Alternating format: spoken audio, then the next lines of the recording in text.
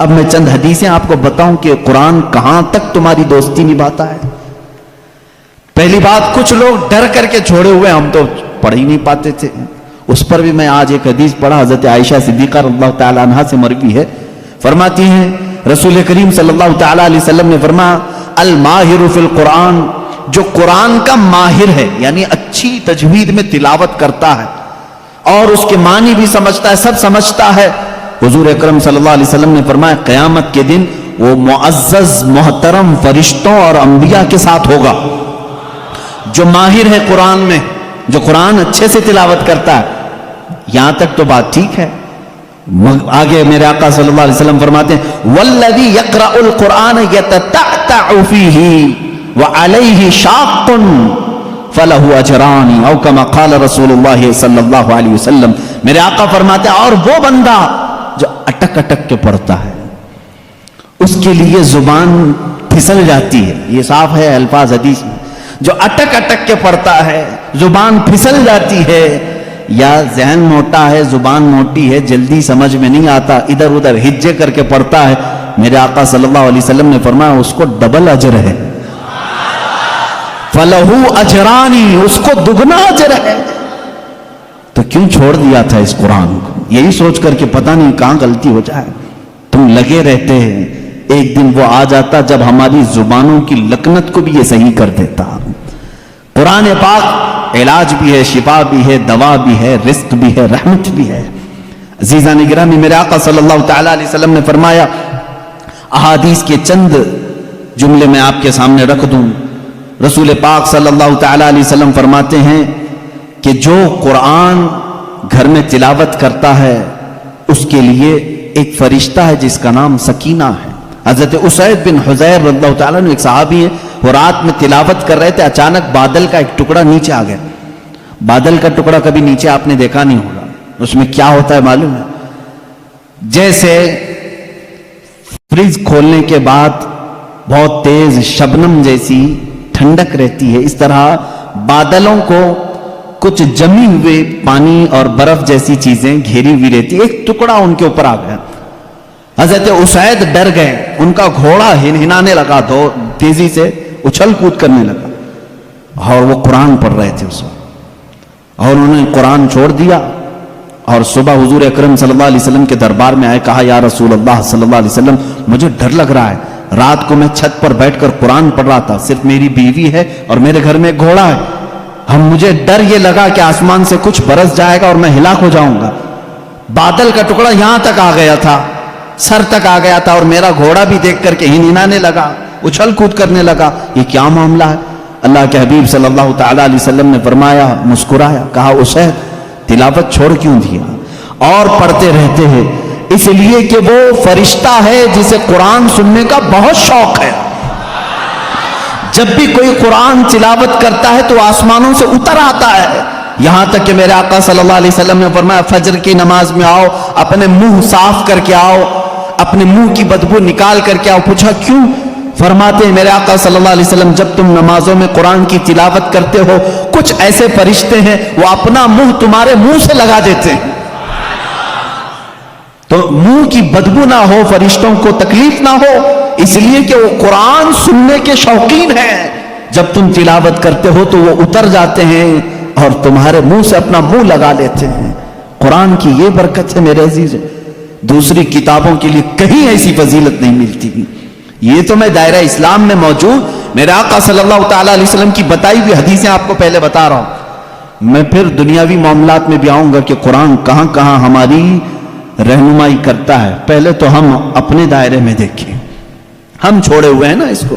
اقبال نے کہا تھا وہ زمانے میں معزز تھے مسلمان ہو کر، آج تم خار ہوئے ہو تاریک قرآن ہو کر، آج تم خار ہوئے ہو تاریک قرآن ہو کر، قرآن چھوڑ کر کے ہی ذلیل ہوئے ہیں، باقی اور کوئی وجہ نہیں ہے۔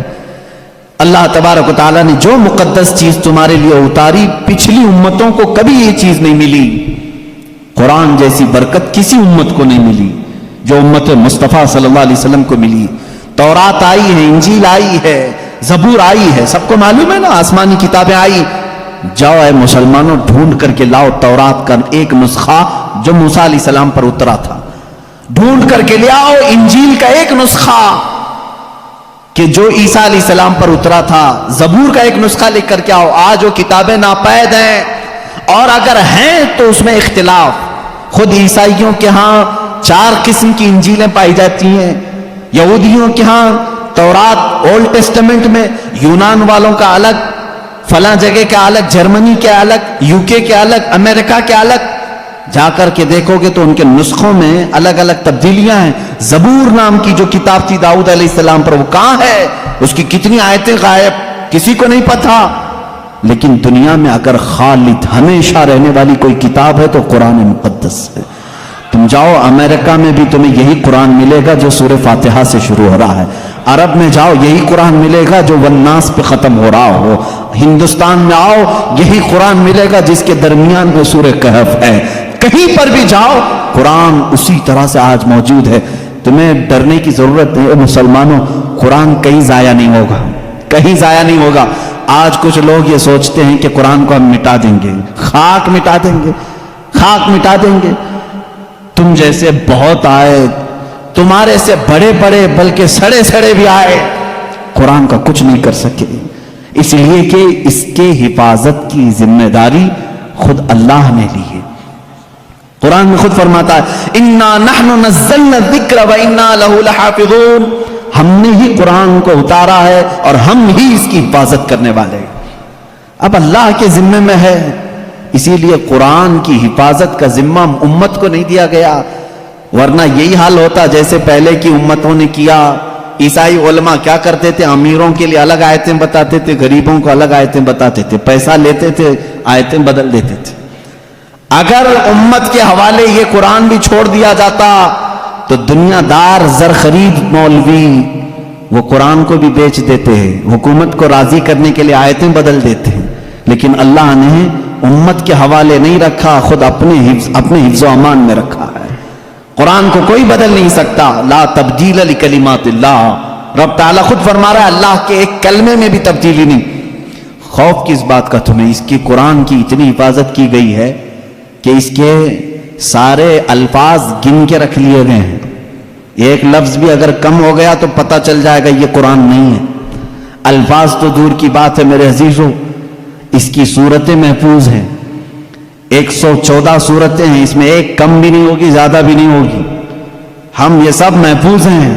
جو عالم ہوگا، جو حافظ ہوگا، کروڑوں کی تعداد میں علماء بھی ہیں، وہ سب کو معلوم ہے. یعنی قرآن کی یہ باتیں جاننے والے علماء کی بات کر رہا ہوں، سب کو معلوم ہے کہ قرآن میں 114 صورتیں ہیں، 540 رکوع ہیں. اتنا ہی نہیں بلکہ اس کے جو ہے حرف بھی گن لیے گئے، آیتیں بھی گن لی گئی ہیں. 6666 آیتیں ہیں، حروف بھی گنے گئے ہیں، زبر بھی گنے گئے ہیں، زیر بھی گنے گئے ہیں، بلکہ اس کے نقطے بھی گن کے رکھے گئے ہیں. کہیں ایک نقطہ بھی کم نہیں کر سکو گے. اس قرآن کی اتنی جو حفاظت ہے.